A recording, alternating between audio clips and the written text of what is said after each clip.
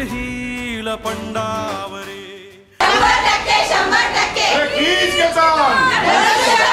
हीच घेतान कोणी तुला उजळायचे पुन्हा तूच हो रे विधाता नवा जन्म घे विजेता नवे तुला रे यशाची दिशा सुधारून दे साऱ्या चिंता तूच हो रे विधाता नवा जन्म घे विजेता बाबासाहेब आंबेडकरांचा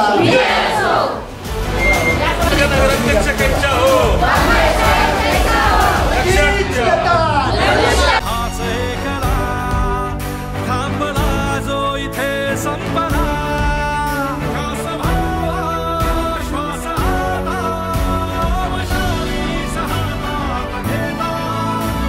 तुझा तूच हो रे विधाता नवा जन्म घे विजेता सर्वांच्या परिचयाचे नवीन युवा भावाचे नातलग असे आदरणीय सूर्यकांतजी वाघमारे साहेब हे नरनाळे त्यांनी उलगलेले आहेत आणि सातत्याने बरोबर असल्यामुळे त्यांचा कारवास किती मोठा चाललेला आहे आणि ही शेवटची संधी आपण जनतेने त्यांना द्यायची आहे। त्याचा खऱ्या अर्थाने त्यांनी केलेल्या कामाचं चीज होईल। त्यांनी जे समाजासाठी दिलेले योगदान सर्व लोणावळकर नागरिकांसाठी अत्यंत सर्व धर्माच्या सर्व पक्षाच्या लोकांबरोबर मैत्रीपूर्ण त्यांचा प्रवास चालू असताना देखील ही वेळ आज आपल्यापर्यंत आलेली आहे। आपण सर्व नागरिक मतदार बंधू भगिनींनी त्याचा विचार करायचा आहे। मी परवाच या लोहा नगरपालिकेच्या नगराध्यक्ष पदाच्या व नगरसेवक नगरसेविका पदाच्या निवडणुकीला सामोरं जात आहोत। ही निवडणूक विकासाच्या मुद्द्यावरती आपण लढत आहोत। माझ्याकडे कुठल्याही प्रकारचं सत्तेचं पद नसताना आपल्या विभागातील अनेक वाड्या वस्त्यांमध्ये विकासाची कामं ही आपण करून घेतलेली आहे आणि विकासाची कामं केल्यानंतर आपण या निवडणुकीमध्ये आपल्या समाजाच्या अस्तित्वाकरता मैदानामध्ये उतरलं पाहिजे, लढलं पाहिजे।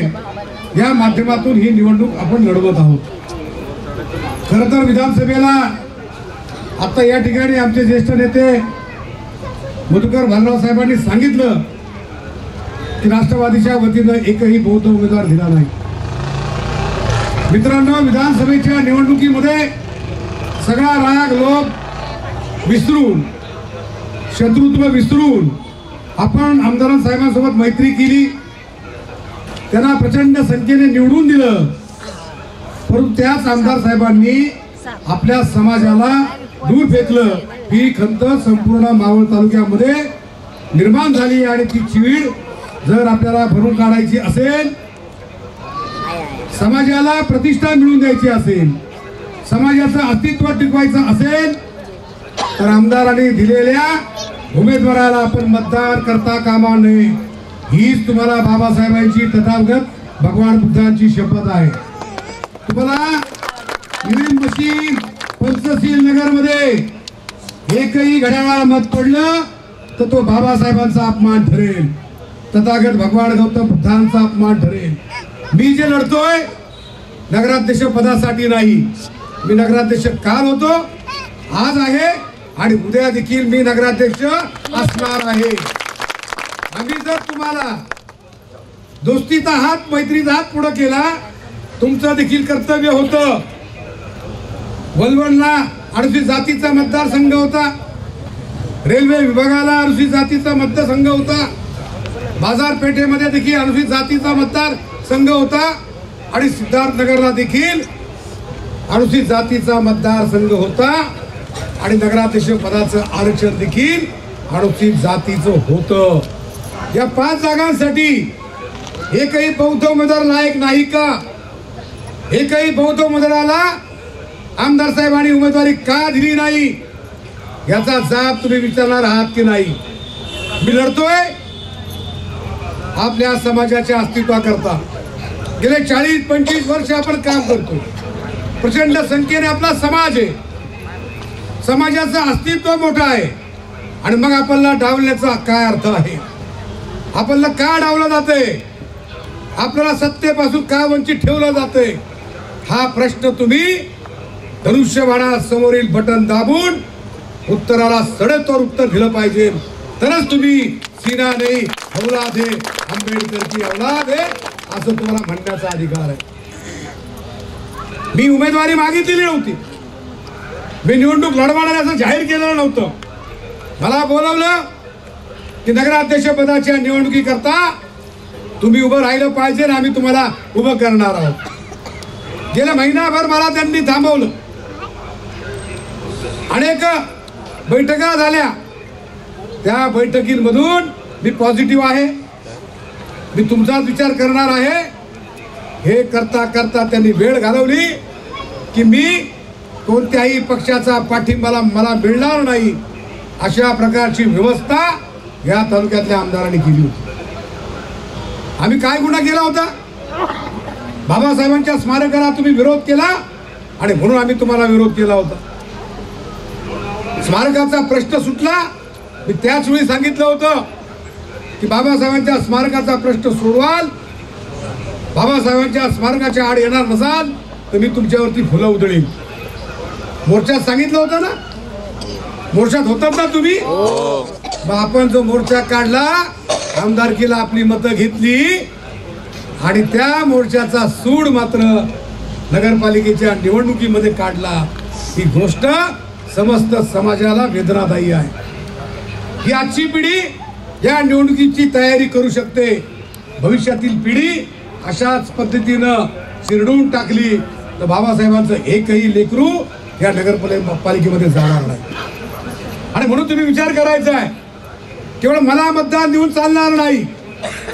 मला ज्यांनी पाठिंबा दिला, ज्यांनी मला स्वीकारलं, ज्यांनी माझ्या पाठीवरती हात ठेवला ते महाराष्ट्र राज्याचे उपमुख्यमंत्री एकनाथ शिंदे साहेब, जे शिवसेनेचे पक्षप्रमुख आहेत.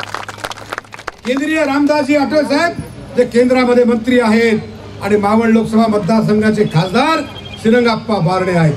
आणि म्हणून मला तुम्हाला सर्वांना विनंती आहे, खरंच तुम्हाला असं वाटत असेल की या नगरपालिकेवरती बाबासाहेब आंबेडकरांचा अनुयायी, एक सच्चा भीमसैनिक, निष्ठावंत भीमसैनिक नगराध्यक्ष पदावरती जावा असं जर तुम्हाला वाटत असेल तर या तिन्ही उमेदवारांना विजयी करण्याचं तुमच्यावरती जबाबदारी आहे. समोरचे उमेदवार ज्या पद्धतीने लढतील त्याच पद्धतीनं सडेतोड उत्तर देऊन आम्ही देखील मैदानामध्ये उतरणार आहोत. आम्ही कुठं मेलेल्या आईचं दूध पिलेलो नाही. आज जर समाजाची ही अखेरची लढाई आहे, ही जर लढाई जिंकलो नाही तर मात्र आपल्याला इतिहास माफ करणार नाही.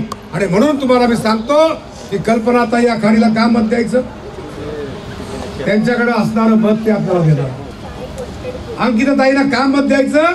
त्यांच्याकडे असणारं मत ते आपल्याला देणार आहे.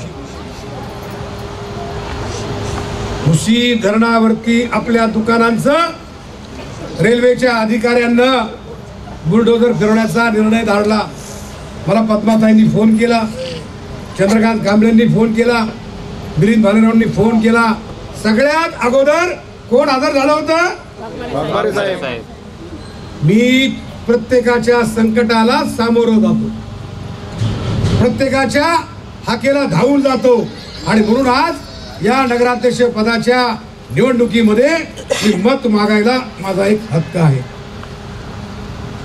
आदरणीय आठवले साहेबांच्या माध्यमातून, खासदार श्रीरंगाप्पा बारणेंच्या माध्यमातून रेल्वे मंत्र्यांना आपण निवेदन दिलेलं आहे. DRM साहेबांनी, रेल्वे अधिकाऱ्यांनी आपल्याला भेटीची वेळ दिलेली आहे. निश्चितपणानं या भुशी धरणावरती जे जे काम करतात, जे व्यापार करतात, व्यवसाय करतात, त्यांना भविष्य काळामध्ये संरक्षण दिल्याशिवाय रिपब्लिकन पक्ष आणि शिवसेना स्वस्थ बसणार नाही. कुठल्याही फुलछापाला बळी पडू नका. विहाराचे 60 लाख रुपये मी अगोदरच मंजूर केलेले आहेत. काल तुम्ही इथे येऊन गप्पा मारल्या असतील.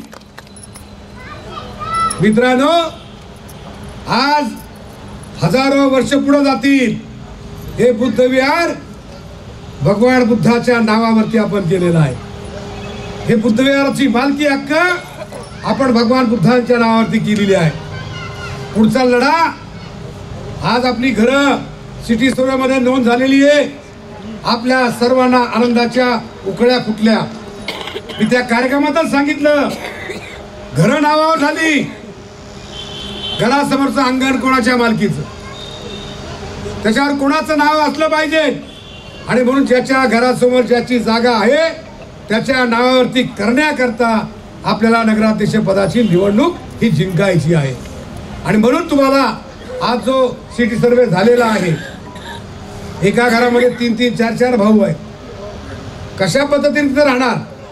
आणि म्हणून आपल्याला या प्रत्येकामध्ये ज्यांनी ज्यांनी वास्तव्य केलेलं आहे त्या कुटुंबातील प्रत्येक व्यक्तीला त्या प्रत्येक व्यक्तीच्या नावावरती हे घर झालं पाहिजे अशा पद्धतीची भूमिका आपण घेणार आहोत. तुम्ही सगळे चिंताग्रस्त झालेलं मला वाटतंय. घड्याळात 10 वाजले, या घड्याळाचे 12 वाजल्याशिवाय स्वस्थ बसायचं नाही.